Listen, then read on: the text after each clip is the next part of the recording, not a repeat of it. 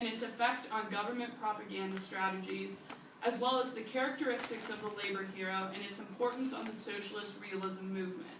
So let's start by discussing Czechoslovakia as the film hub of Eastern Europe. As you can see, Czechoslovakia was considered the golden city of the film industry, and part of the reason for that was its location. If you remember back earlier this morning, Taylor showed us these pictures, these maps of Czechoslovakia, and it was surrounded by all sides. And being surrounded by different countries meant that different cultural influences could come in and affect the way that Prague did film. So the issue with that, though, is that Hitler and Stalin, when they came in, caused a little bit of chaos. When Hitler came into Czechoslovakia at the beginning of World War II and annexed the Sudetenland, and Prague became, or Czechoslovakia became the protectorate, a part of Nazi Germany. And Hitler saw Prague as this opportunity to let out these pieces of work to up the Germans in that area in terms of their status in Czechoslovakia, as well as to downplay other minorities. Over 100 films were produced while Hitler was in Czechoslovakia. As we can see, Stalin, at the end of World War II, Stalin came in to Czechoslovakia and changed things up a little bit. And when Stalin came in, the idea of socialist realism came with him. Now you might be asking yourself, what is socialist realism and how does this have to do with the portrayal of the worker? Well, the definition of socialist realism is a Marxist aesthetic theory calling for the didactic use of literature, art, and music to develop social consciousness in an evolving social state. So what that means is that socialist realism was meant to teach. It was meant to teach the people what they were supposed to think. And diving a little bit deeper into that, we've got the idea of the labor hero. The labor hero was represented as this ideal worker who the government wanted everybody to see who they were. And the purpose of that labor hero was to encourage the workers to have these same characteristics and to continue to work. Here's some examples of socialist realism with Stalin. And as you can see, the portrayal of Stalin is quite different than how history accounts for it.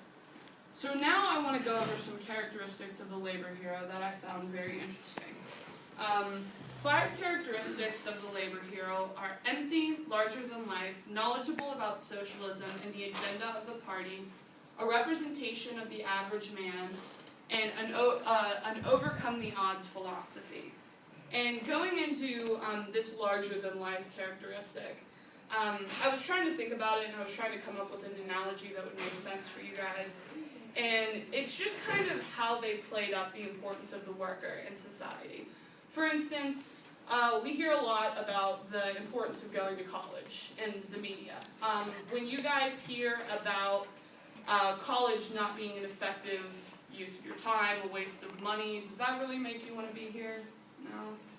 But when college is talked about as this important stepping stone to the rest of your life, it means something to you and it motivates you. And that was the idea of the worker. They wanted to create this character that people could look up to and that people would want to be like. Okay, so as Madison was saying, the portrayal of the worker has a large impact on how the worker is thought of and how the worker thinks of themselves. Now, this can also directly relate to the value of the worker, and to really get a handle on this, you have to think about where value comes from. So I'm looking at it from a theoretical versus actual state, and then I'm going to go further to illustrate it and look at a communist system and a capitalist system. And by doing this, I really want to figure out what's the difference between this happy couple in the communist poster and this worker who looks really unhappy and disgruntled, and the saying truth will prevail. So first we have to establish theoretical value, and to do this I use the labor theory of value.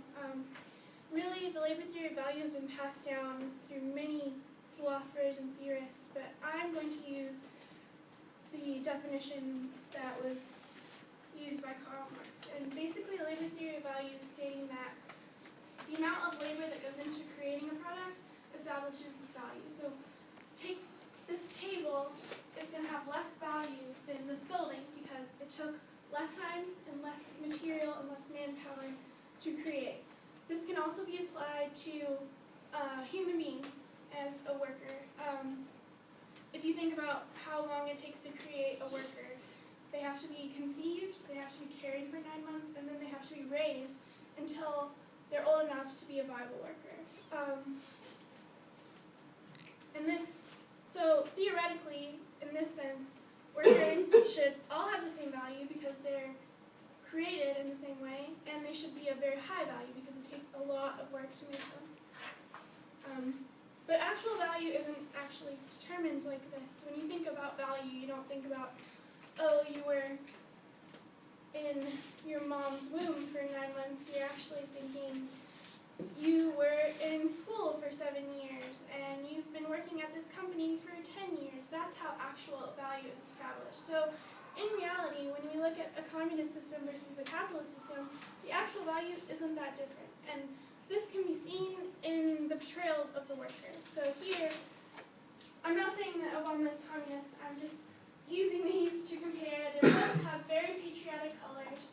They're using the worker as somebody who's strong and healthy and a leader, and they also have a positive message here being progress. So to test you guys, which one, would this poster, do you think it would be from a communist system or a capitalist system?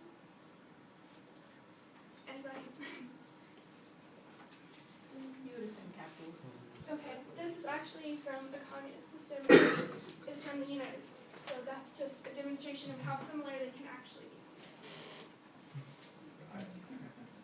Okay, so as was mentioned before, the worker was an important focus of the communist system, and the reason for this focus was not just for the image, which we've talked about quite a lot.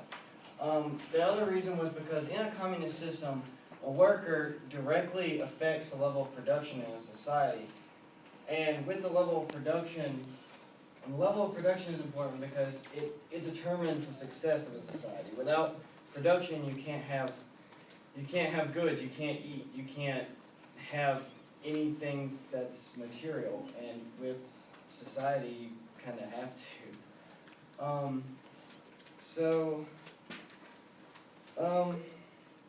In 1997, David G. Blanchflower and Robert Freeman looked at workers, and they took survey data from the International